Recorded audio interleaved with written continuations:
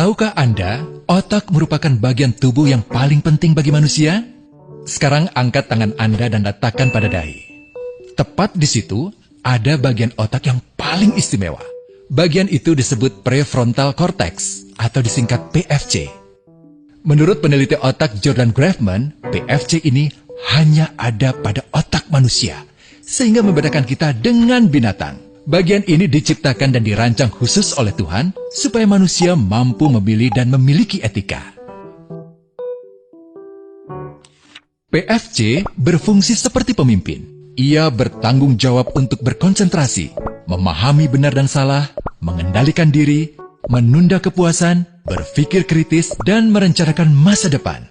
PFC adalah pusat pertimbangan dan pengambilan keputusan. PFC inilah yang membentuk kepribadian dan perilaku sosial.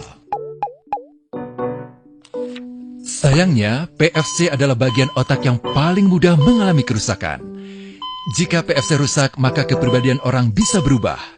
Rusaknya PFC bisa disebabkan oleh benturan fisik, bisa juga oleh zat kimia, seperti narkotika, psikotropika, dan zat adiktif atau nafsa. Dan ternyata penyebab paling merusak juga pornografi, yang disebut narkolema, narkotika lewat mata. Bagaimana pornografi mempengaruhi otak dan pikiran kita? Adi, remaja 12 tahun, melihat gambar di TV yang menjurus ke porno.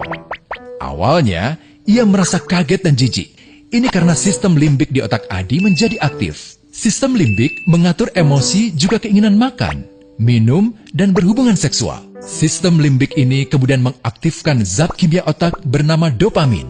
Dopamin memberi rasa senang, penasaran, sekaligus kecanduan.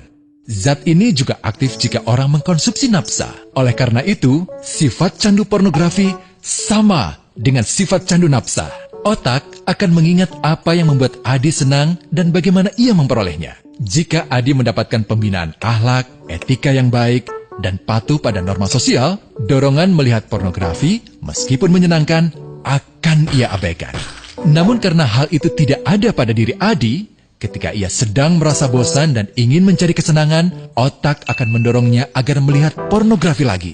Namun lama-lama, Adi bosan melihat jenis gambar yang sama, dan butuh yang lebih porno untuk memicu rasa senang.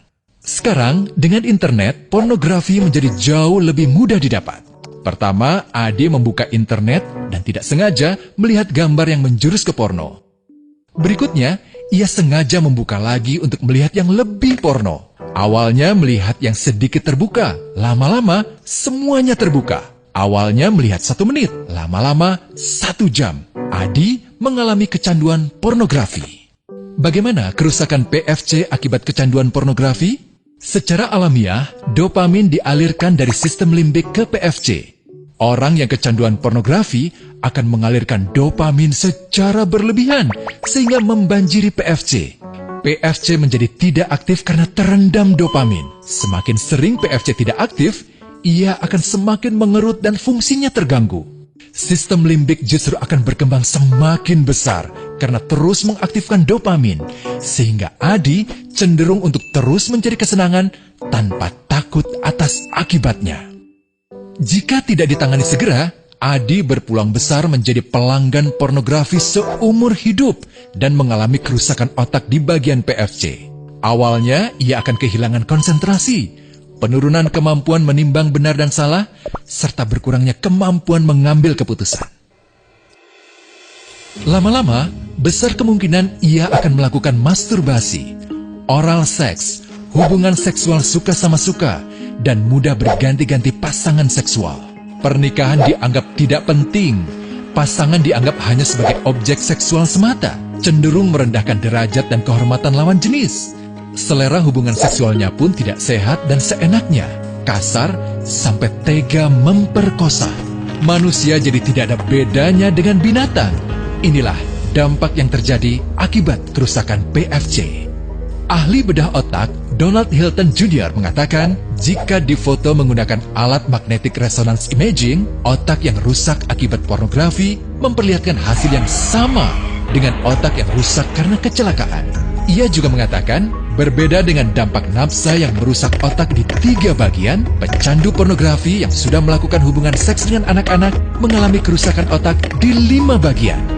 Terbukti, pornografi pada anak lebih bersifat merusak karena PFC belum matang dengan sempurna. Tapi untungnya, otak anak yang belum sempurna ini masih mudah dibentuk. Pengaruh pornografi bisa lebih mudah dihilangkan asal ada usaha untuk memulihkan dengan sabar, terutama oleh ayah ibu, keluarga, dan orang terdekat. Pelajari bagaimana mencegah dan menangani anak yang terkena pornografi. Mari lindungi generasi kita dari bencana pornografi dan kejahatan seksual.